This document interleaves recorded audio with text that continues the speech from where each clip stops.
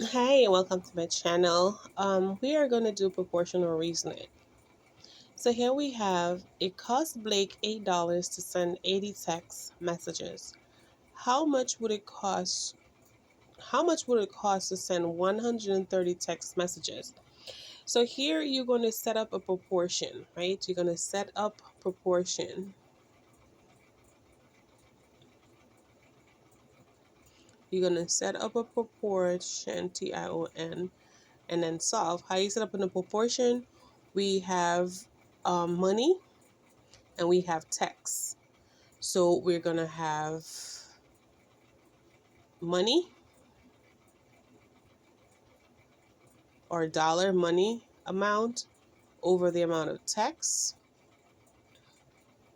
And that's going to be equal to the same thing, right? Money over text. So that's you have a proportion problem. This side has to be equal to this side. So let's set it up. Our money, it says, it cost Blake $8. So it cost Blake $8 to send 80 texts. How much would it cost to send 130 texts? So we know how much it costs to send 80 texts, but we do not know how much it costs to send 130 texts. So let's set this up. So we have our money. Money goes on top, which is $8. And the amount of texts was 80 texts. So we have 80 texts. And that's going to be equal to money. We do not know how much it is, so we're going to use a variable. And common variable we use is x. Or we could put m for money, but I'm just going to use x. And it was 130 texts. 130. So now we could go ahead and we could cross multiply, right? We could go ahead and cross multiply. We could go ahead and cross multiply. So it doesn't matter which part you start first, right?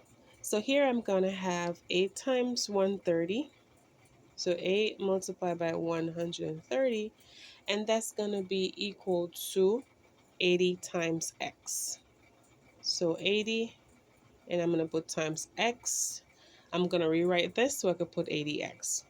So I have 8 times 130 is equal to 80 times x is 80x.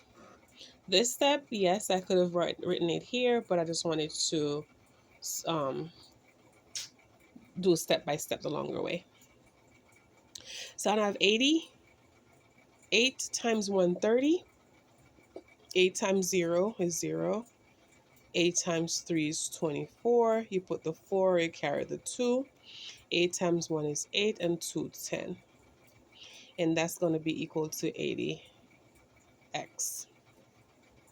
So now we could go ahead and do a division by undoing our multiplication.